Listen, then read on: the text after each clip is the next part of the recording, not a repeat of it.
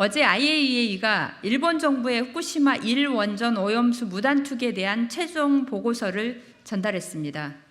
결론적으로 이번 최종 보고서는 일본 정부의 핵 오염수 무단 투기라는 희대의 해양 범죄에 면죄부를 주면서 IAEA는 무단 투기로 인해 일어나는 어떤 피해에도 책임을 지지 않겠다는 무책임한 보고서입니다.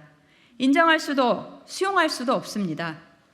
IAEA는 후쿠시마 핵 오염수 무단 투기 문제에 있어 스스로가 정한 정당화의 원칙을 왜곡하고 부정했습니다.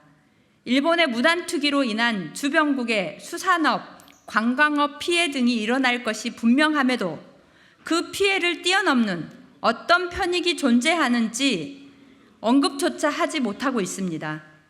이는 IAEA의 GSG8 위반임에도 IAEA는 일본 정부의 책임으로 떠넘기며 마치 정당화의 원칙을 충족한 것처럼 왜곡하고 있습니다.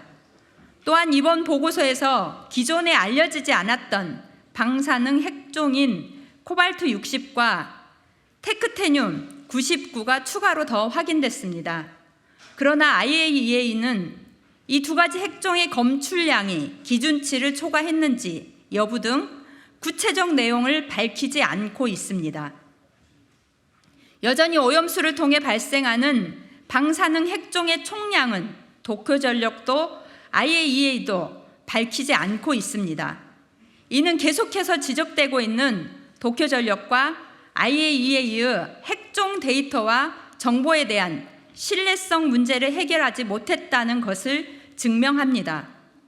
또 유수의 과학자들이 계속 지적하고 있는 생태계의 먹이사슬을 통한 생물 축적 문제는 보고서 어디에도 찾아볼 수 없습니다. 퇴적층, 생태계에 대한 일반적인 방사능 노충 선량만을 측정했을 뿐입니다. 전미해양연구소 협회가 반대하며 밝혔듯이 생물학적 과정에 철저히 무시된 보고서입니다. 결국 이번 IAEA 보고서는 일본의 무단투기 맞춤형 보고서라는 비판을 피할 수 없습니다. IAEA에 요구합니다. 보고서는 일본의 무단투기를 반대하는 여러 전문가들의 지적을 수용해 수정되어야 합니다. 또한 정당화의 원칙에 부합한다는 보고서의 내용을 GSG8에 맞게 수정 또는 삭제되어야 합니다.